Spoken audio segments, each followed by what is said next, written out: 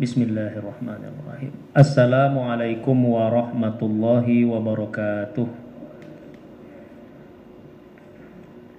Alhamdulillah wassalatu wassalamu ala Rasulillah wala haula wala quwwata illa billahil aliyyil azim.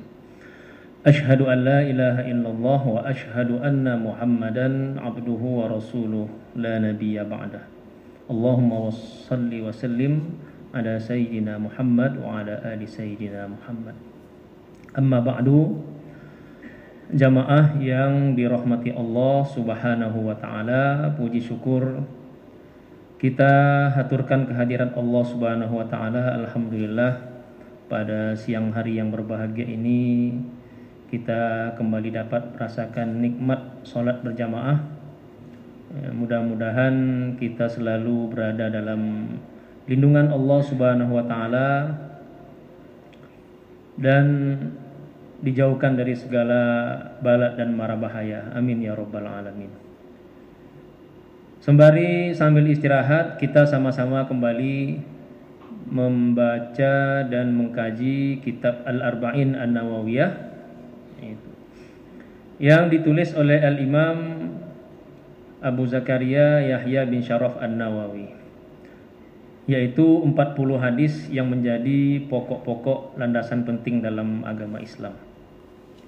Pada pertemuan yang lalu kita telah sampai pada hadis yang ke-29, maka siang hari ini kita akan bersama-sama membaca hadis yang ke-30.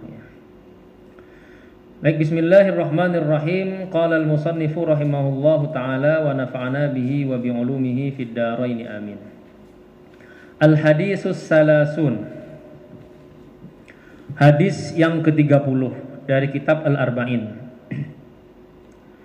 An Abi Sa'labah Al-Khushani Jursum ibni Nashir radhiyallahu anhu. Diriwayatkan dari Abu Sa'labah Al-Khushani, yang mana nama beliau yang sebenarnya adalah Jursum bin Nashir radhiyallahu anhu. Jadi jamaah yang dirahmati Allah, hadis yang ke-30 ini diriwayatkan dari sahabat Nabi yang namanya Abu Sa'labah. Nama populernya Abu Sa'labah. Adapun nama aslinya, kata Imam Nawawi di sini, namanya Jursum bin Nashir. Itu salah satu nama beliau yang diperkirakan. Tapi ada perbedaan para ulama, apakah nama beliau itu Jursum ataukah Jurhum. Jadi ada perbedaan pendapat siapa nama asli beliau yang sebenarnya ini. Ada sekitar 5 atau 7 nama yang disebutkan oleh Imam Az-Zahabi dalam kitab Syiaru A'lamin Nubala ya. Tapi yang populer itu nama beliau adalah Jursum. Nah, Abu Sa'labah ini jamaah yang dirahmati Allah subhanahu wa ta'ala, tidak banyak kita temukan biografi beliau dalam kitab-kitab Sirah Nabawiyah ya.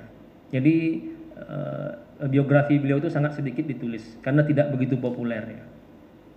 Yang jelas Abu Jursum ini, Abu Sa'labah ini, sahabat Nabi yang meriwayatkan hadis ini, itu termasuk salah seorang sahabat yang ikut dalam Bai'atur Ridwan. Bai'atur Ridwan itu sebuah peristiwa besar yang terjadi pada tahun ke-6 Hijriah. Jadi ceritanya, pada tahun ke-6 Hijriah, Nabi itu ingin umroh dari Madinah ke Mekah. Maka berangkatlah Rasulullah SAW pada tahun ke-6 Hijriah itu bersama lebih kurang 1.400 orang sahabat, hampir 1.500 orang dari Madinah menuju Mekah. Sudah berniat untuk umroh ya. Tidak membawa persenjataan, artinya mereka niat bukan untuk perang, tidak membawa senjata. Mereka justru bawa kambing ya, untuk nanti disembelih di tanah suci sebagai kurban ya, di tanah suci. 1.500 orang. Nah, orang Mekah ketika itu, kafir Quraisy, ketika mendengar kedatangan Nabi bersama 1.500 orang, itu mereka kira akan terjadi perang. Akhirnya mereka hadang kedatangan Nabi ini dengan sekitar 200-an pasukan berkuda. Sampailah mereka di sebuah tempat yang disebut dengan Hudaybiyah. Jadi sekitar 9 mil dari kota Mekah. Jadi Nabi tidak sampai ke kota Mekah, berhentilah sampai di Hudaybiyah itu. Dihadang oleh pasukan bersenjata, akhirnya nggak bisa masuk.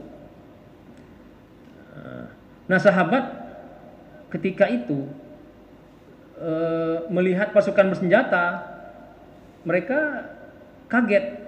Kita mau datang untuk umroh kok disambut dengan pasukan bersenjata. Akhirnya mereka mengenakan apel akbar lah ke bahasa sekarangnya di sebuah tempat yang bernama Ridwan. Nah, di situ ada sebuah pohon yang sampai sekarang pohon itu disebut dengan Syajaratul Ridwan ya dalam sejarah Islam. Mereka ambil sumpah setia, baiat istilahnya ya, kepada Nabi. Sekitar 1.500 orang itu, bahwa kami akan setia bersama Rasulullah sampai titik darah penghabisan. Lalu diutuslah Utsman bin Affan ke kota Mekah untuk berdiplomasi. Akhirnya terjadilah diplomasi di Hudaybiyah waktu itu, terkenal dengan nama Perjanjian Hudaybiyah, bahwa pada tahun itu Nabi tidak boleh masuk Mekah. Akhirnya Nabi menyembelih hewan-hewan itu di situ, tidak jadi masuk kota Mekah. Nah, Abu Sa'labah Al-Khushani ini termasuk salah seorang sahabat yang ikut dalam Bai'atur Ridwan itu. Dan itu disebutkan Allah dalam Al-Quran bahwa orang-orang yang ikut dalam Bai'atur Ridwan itu adalah orang-orang yang mendapatkan ridho Allah, dalam arti dijamin masuk surga. Nah, inilah profil Abu Sa'labah Al-Khushani radhiyallahu ta'ala anhu. Nah, beliau kemudian sepeninggal Nabi, beliau pindah ke Damaskus di Syria sekarang ini, dan meninggal pada tahun 75 Hijriah di daerah Syam, di kota Damaskus tersebut. Dan beliau meninggal dalam keadaan sujud ya, pada tahun 75 Hijriah atau pada masa kekhalifahan Muawiyah bin Abu Sufyan di masa Bani Umayyah. Nah, beliaulah yang berjasa menyampaikan hadis ini kepada kita.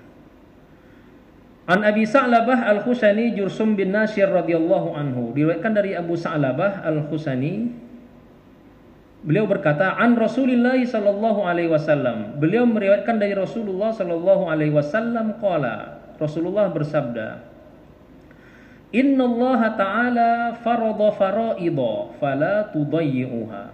Apa kata Rasulullah? Sesungguhnya Allah telah mewajibkan beberapa perkara yang wajib, fala tudayyi'uha, karena itu jangan kalian sia-siakan, jangan disepelekan. Wa hadda hududan fala ta'taduha, dan Allah telah menetapkan beberapa hudud, batasan-batasan perkara-perkara yang tidak boleh dilakukan. Kalau dilakukan itu akan mendapatkan hukuman, itu namanya hudud. Fala ta'taduha, maka jangan kalian langgar. Membunuh, berzina, itu namanya hudud, mencuri ya dalam Islam. Jadi Allah telah mewajibkan sesuatu, juga telah membuat batas-batas sesuatu hukuman yang ada di dunia. Wa harrama asya'a fala tantahikuha, dan Allah juga mengharamkan sesuatu, maka janganlah kalian menerobosnya. Ada sesuatu yang dilarang oleh Allah Subhanahu wa taala, tapi memang hukumannya memang tidak ada. Misalnya makan babi, perbuatan-perbuatan yang dilarang tapi itu bukan hudud, yang diharamkan. Maka kata Rasulullah, jangan kalian terobos, jangan kalian langgar. Wasakata an asya'a rahmatan lakum ghaira nisyanin. Lalu selebihnya Allah diam. Maksudnya Allah diam di sini bukan Allah itu bisu, tapi Allah itu tidak mewajibkan dan tidak pula mengharamkan. Min ghairi nisyan, dan Allah bukannya lupa, tapi rahmatan bikum, tapi tanda Allah sayang kepada kalian. Allah tidak membuat hukum pada sesuatu, tidak mewajibkan dan tidak pula melarang. Fala tabhasu anha, jangan, maka terhadap hal ini jangan kalian korek-korek, jangan kalian bahas-bahas ya, mempertanyakannya. Hadisun hasanun, hadis ini hadis hasan, rawahu Daruqutni wa ghairuhu, diriwayatkan oleh Imam Ad-Daruqutni dan lain-lain.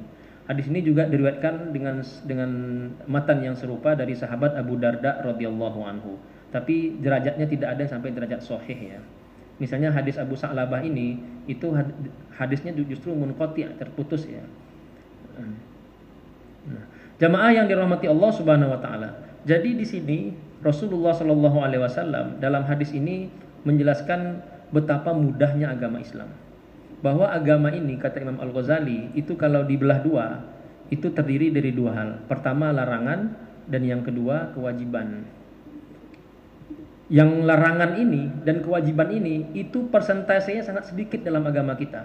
Kalau kita hitung, mungkin persentasenya tidak sampai 25% dari ajaran Islam yang berupa larangan ataupun kewajiban. Jadi yang kalau ada orang mengatakan, wah Islam itu sulit, banyak sekali yang haram-haram, banyak sekali kewajiban-kewajiban.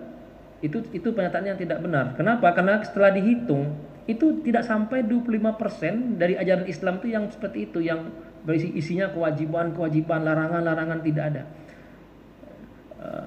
Hanya sekitar 25% itu paling banyak. Selebihnya itu adalah hal-hal yang boleh saja kita lakukan. Ya. Tidak diatur secara spesifik dalam agama kita. Sehingga para ulama kemudian membagi hukum itu menjadi 5. Ada yang fardu atau wajib, ada yang sunnah atau yang dianjurkan, ada yang haram atau dilarang, ada yang makruh atau tidak dianjurkan, dan ada yang mubah, yang boleh. Nah, sebagian besar dalam agama ini hukumnya mubah, boleh. Ngapain saja kita di dunia hukumnya boleh, selama itu tidak dilarang. Dan larangan itu tidak sampai 25% dari ajaran agama Islam. Nah, jamaah yang dirahmati Allah Subhanahu wa taala. Jadi kunci beragama itu kata Imam Al-Ghazali itu ringan saja. Tinggalkan yang dilarang, kerjakan yang difardukan. Dan itu tidak banyak, ya. Dan meninggalkan yang dilarang lebih utama daripada mengerjakan yang diwajibkan. Nah, jadi kalau bertemu antara dua hal, yang satu melarang, yang satu mewajibkan, itu diutamakan yang melarang itu. Nah, oleh karena itu, misalnya ada ulama mengatakan bahwa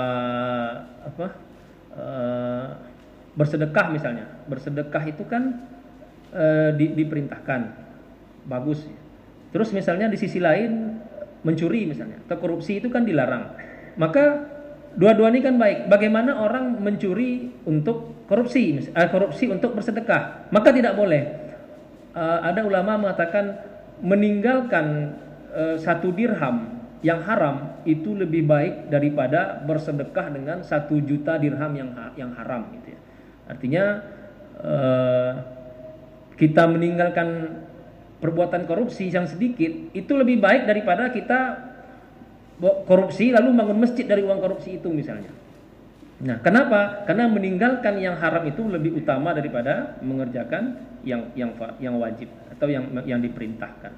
Nah, selebihnya dalam agama Islam itu adalah hal-hal yang dibolehkan. Makan, minum, tidur, jalan-jalan dan segala macam itu semuanya masuk dalam hal-hal yang dimubahkan oleh Allah Subhanahu wa taala. Oleh karena itu jangan dikorek-korek ya.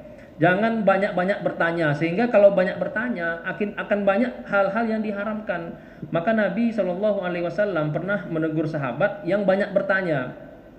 Ketika turun ayat haji misalnya, walillahi 'alan nasi hijjul baiti, kata Allah dalam Al-Qur'an, dan diwajibkan atas kalian haji. Ada sahabat yang bertanya, wahai Rasulullah, apakah haji itu tiap tahun? Ya. Nabi tidak jawab, tapi beliau diam saja. Lalu diulang lagi pertanyaan, ya Rasulullah, haji itu tiap tahun atau sekali saja? Nah, maka Rasulullah menegur, jangan banyak bertanya. Semakin kalian banyak bertanya, itu akan semakin memberatkan. Karena pada dasarnya sesuatu itu tidak disebutkan oleh Allah, berarti itu dibolehkan. Ya. Ya. Jadi Rasulullah dalam hal ini mengatakan fala tabahasu anha. Jangan suka mengorek-ngorek. Nah, ini adalah kebiasaan Bani Israel, sehingga akan menyulitkan diri kita sendiri. Nah, inilah yang disampaikan oleh Abu Sa'labah Al-Khushani ini, seakan-akan menjelaskan kepada kita dalam hadis ini bahwa Islam itu adalah agama yang sangat mudah, bahwa kunci selamat di dunia dan akhirat itu sangat simpel sekali.